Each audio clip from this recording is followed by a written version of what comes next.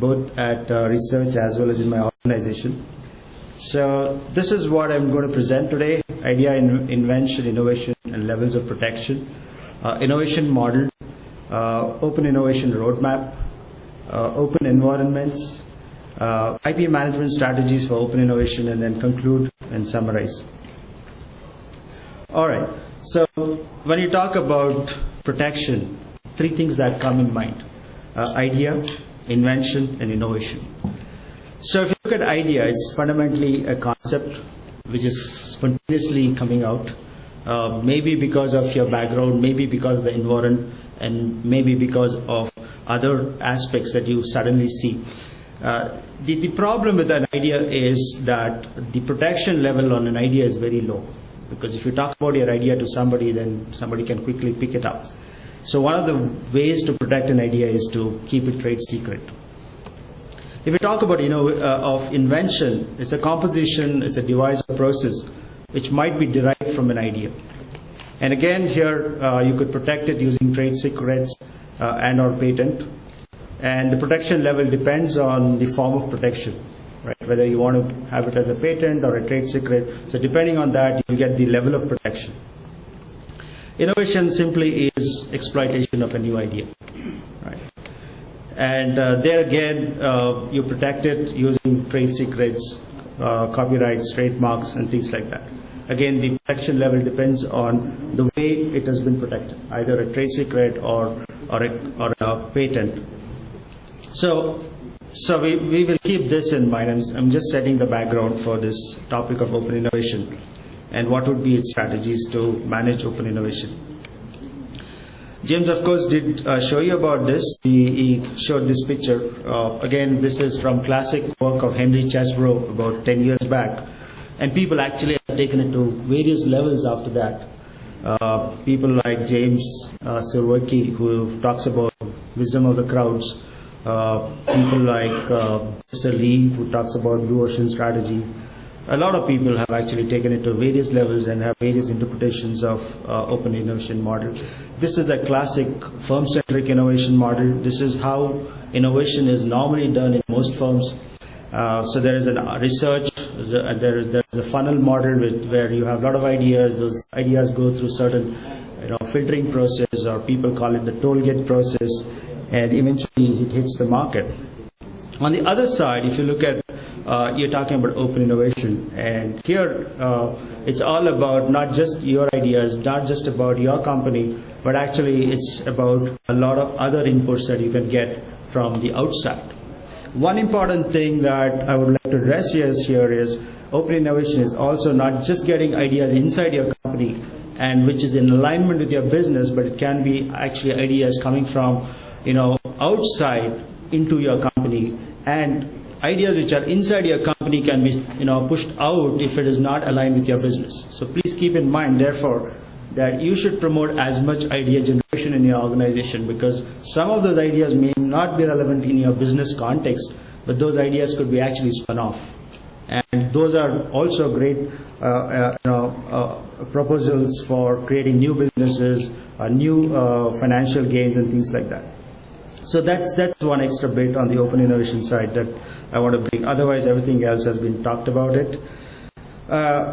Another important thing is, there's this concept of mobility, and obviously, as an organization, you can't have everybody working for you. At least all the best guys working for you, or the best people working for you. So, and secondly, the mobility aspect. So if we talk about time and space paradigm, really, today it's actually compressing. If you notice, you can do almost 24/7 work. You're in India, you're working, your team is working in the US, your team is working in Europe, and if you can manage that in a kind of workflow, you can actually, almost infinitely say that it's the time and space is getting crunched, and that is what really open innovation brings on the table as an advantage, other than what you talk about new ideas coming and stuff like that. So please remember that the concept of time and space has actually been addressed in some sense by open innovation models. This is actually what we do in TCS, Tata Consultancy Services. This is a co-innovation network that we have in TCS. If you look at it, the way we organize is that you have the innovation labs of TCS in the center and you have various other entities around it, right? So this is something that we have trademarked, and this is actually actively used inside the organization strongly with a network of partners we have. So it's not necessarily that you have to have open innovation where you do what's called as a crowdsourcing or open source software development where everybody is coming into and trying to put ideas. But you can actually identify partners and have an open innovation model. And this is more of that type. So if you're looking at research institutions, if you're looking at student communities, you're looking at venture capitalists, within TCS we have identified with whom we do need to work with to get that value. And that is one of the strategies, if you may, look at in terms of how do you protect IP. Because if you know your partners, it's so much more easy to protect your intellectual property. If you talk about open innovation and its roadmap, then classically you will find these three aspects. One is the technology import phase. So when you start off, it's mostly business technology that comes up front. And at that stage, when you talk about a roadmap, what do? You fundamentally try and search and select which technology do I need to adopt, and what exactly and how exactly will that fit in our product scope or the services scope. And therefore, the strategy would be to optimize that search and the evaluation system. So at a management level, you're actually looking at how do you optimize a search, because there are n number of partners you can go to. And if you are of any standard in the industry, and if you are rated as one of those companies which are high in the minds of people, then people love to work with you, because it's like here's a company which is proven, is done well, so everybody wants to partner with you. But then obviously as an organization you can't partner with everybody. You have to have certain, there are choices that you need to make, and those choices can be sometimes difficult. And therefore, even at the technology standpoint, you need to understand what technology are we trying to go forward. For example, just to give you a simple example, do we take the C++ technology in creating a new set of solutions, or do we go the Java way? And that's a pretty difficult, critical decision point, because that has a lot of bearing in terms of various futuristic costs to you, maintenance costs, support, and things like that. So these are some of the things that you do in the very early stages of the open innovation roadmap. Then of course the R&D part, where you are actually looking at what of the R I want to do and what of the R I don't want to do. So what is that research that I want to do and what is that I don't want to do, and that is based on various other parameters. For example, what's the skill set, what's the background of people, what's the kind of infrastructure I have, and if that's something that we're not going to do, then who would be our research partner? So not necessarily that everything you need to, even when you talk about research, it's not necessarily that you need to do all of research yourself. So you do a part of the research, there's somebody who does the rest of it. And then of course, when you're doing this, you have to be very careful. I believe at least that this is the core. In fact, there is very few things that you can really boast of in an organization. And those are your differentiators, or those are your key elements. And even when you talk about open innovation, and I believe strongly that you need to understand and see if you can protect that as much as possible, because that's your differentiator. Okay? So when you talk about platform research, it's pretty good to go and do an open research or open innovation. But if you're talking about certain application research, which is your critical niche aspect, so please make sure that we keep it a secret. The way to keep it a protect, how do you protect it? Either trade secrets or any other model that you can think of.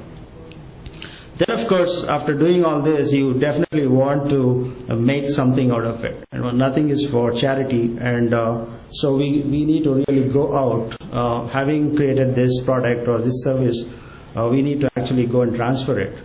And when you do that, it's very important to balance the interest. When I say balance the interest, there are discussions when at that point in time when money is on the table, the real difficult part starts. The difficult part is that there is sometimes a belief that I did more and you did less, and therefore the ratios start to be discussed, and something that you would want to actually stem or ground it right in the beginning of the contract or right in the beginning of the engagement. But this is easy said than done, because you really sometimes don't know, through the evolutionary process of a project or a product, you really don't know who is going to really contribute how much. It is likely that somebody else comes and contributes a piece of work which is so critical in the overall aspect of the product that, and therefore, you need to recognize that. You need to recognize, though maybe in a year's time frame of product development, there's only 2 months that a particular team or a particular company contributed, but that was the most critical part of the product. And therefore, you need to understand that one has to balance this interest of the outcomes of open innovation. A little about, a little about the open environment. We are from software industry, so one of the important thing that's happening and an exciting thing that's happening in this world is the open source software. It's quite different from open innovation. It's a kind of an example or an abstract kind of an open innovation. But open source software is about a lot of people trying to contribute to software from various places. And the idea is to actually see, to make software better and much more reliable and of course cost effective. So the whole agenda of open source software is to actually get rid of licensed software. And I guess you would be referring and knowing who are those people who the open source software community is trying to gun at. So the difficulty with open source software is that if you have patents, you are in a very, very difficult position to actually get into the open source software. Because as per open source software, when you develop on open source software, you're supposed to put back all your source code. If you use open source software and develop on top of it, you're supposed to then push back all of this into the open source. The other one is open platforms, which is a little bit more easier, because an open platform is something like a framework that you get. You have interfaces connecting to that framework, which must be your application, which talks to the to the platform or the system, and it through an interface. So it's not really intertwined with the software, with the open source software. In which case, it's easier to actually use open platforms. So one can actually look at open platforms in the context of open innovation. But if you're talking about open source software in the context of open innovation, you have to be extremely careful. You need to understand all those licensing, the GPL, NPL, and things like that. You really need to understand those licensing agreements before you use open source software in the context of open innovation. Some of this already has been touched. So very quickly coming to strategies for open innovation. There is a definite absence of proper legal safeguard for own collaborative work that you do or the inputs that you provide. And so the strategy therefore would be to see if you can manage this through a contract, right? But if you really ask me, we do struggle about this in the company. So the contracts are made, but they're not completely holistic or completely perfect. But that's the only way. That's one of the ways you can look at it. And of course, understand that IP arrangements in various countries are different, and this is already talked about. So different countries has their own different ways to handle certain licensing, agreements and things like that. Again, we talked about universities and public relations research organizations. Yes, there are countries where you work with academia, and you either own the work of the academia because you have funded it, but certain countries would actually promote and say that, look, they will also own the royalty part of it. You'll have to give them royalty fees. So these are kind of the things that you need to understand when you're talking about open innovation. Very important. Countries, compensate inventors. Finally, it's all about people. This whole game is about people, and therefore, One is to understand what are the drivers for people to get into open innovation. As much as you say organizations would like to do open innovation, but it's also at the level of individuals. Why would somebody who has a very important, interesting idea go to open innovation and challenge just like that? And therefore, one needs to really understand how are you going to compensate the inventors within the organization. Co-opetition, it's basically cooperation and competition. So how much do you want to put in the common pool? In my belief that open innovation works very well, and we've seen that happening when you have a kind of platform which you're trying to develop. There's no need for everybody to develop the platform. If you're talking about a standard that you want to develop, for example, a mobile standard or a 4G standard, then there's no need for every mobile company to go and implement the standard. Rather, I would say they would focus on the app part of it, that's the application part of it, rather than trying to create the standard. So you can have a consortium of these people trying to develop these standards for, let's say, 4G, and on top of it, smart people contribute in terms of adding applications to that. So that's a good way to go about it. Again, we did talk about it. Choose your partners carefully. Yes, trust is very important. Everybody trusts everybody. I mean, when you talk to people, they say, yes, we trust you very much. But then at some point in time, it becomes difficult. So if you believe very strongly, and if it's the classic example of Coca-Cola, and that's used so often. So I believe there's a formula which is kind of secret. So you can't do open innovation in that context. That's the only piece that is kind of driving the whole business model for this company. And if you have such artifacts or such ideas or such intelligent components, the best thing is to keep it trade secret. And yes, this is the new thing that's happening. There are these people who actually amass IPs. They buy that out from various sources and then try to assert IP rights. So one has to be very careful in the open innovation model about these people if you really want to partner with them. Right.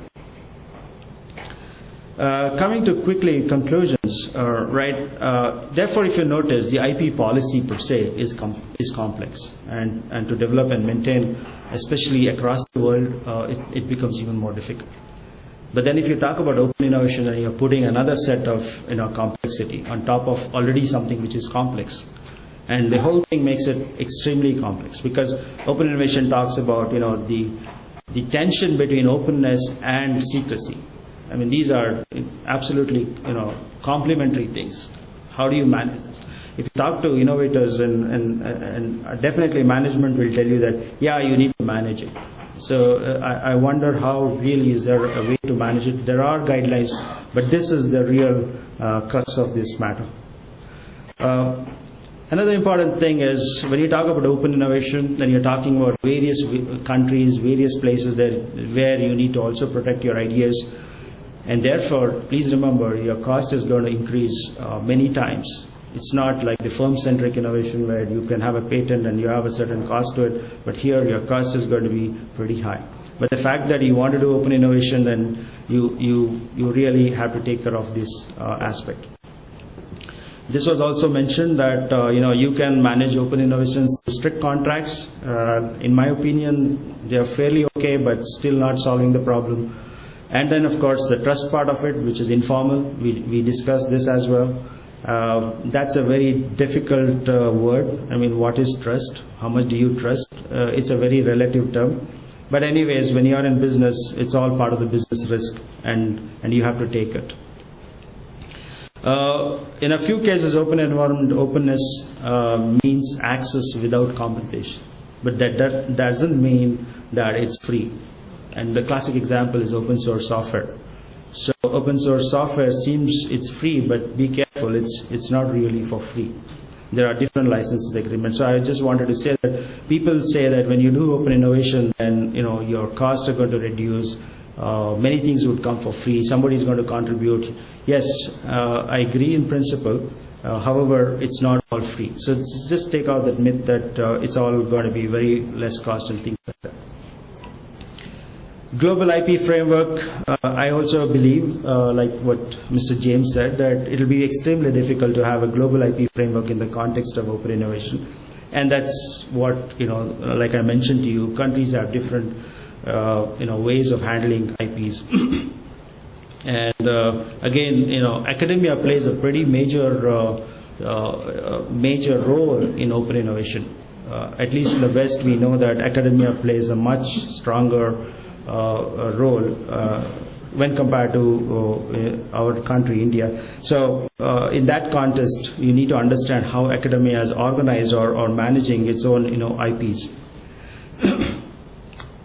A thought is that I guess we should have create a better process, a better rules or laws to defend joint collaborations so that claims of infringement and patent is kind of reduced. And most importantly, having said all of the environment, I talked of things about strategies in open innovation, and then of course the conclusion. Just wanted to add a few things. In my opinion, open innovation is a little difficult, and I'm using that word very carefully, for companies which are doing well. Because I strongly feel that they are at the situation that they think that they don't need others to help them. But my feeling is that that is also the reason why they'll have difficulties in the future, if that's their mindset. So we in Tata's, we have seriously thinking and going in the direction of open innovation. With that, I end my talk. Thanks.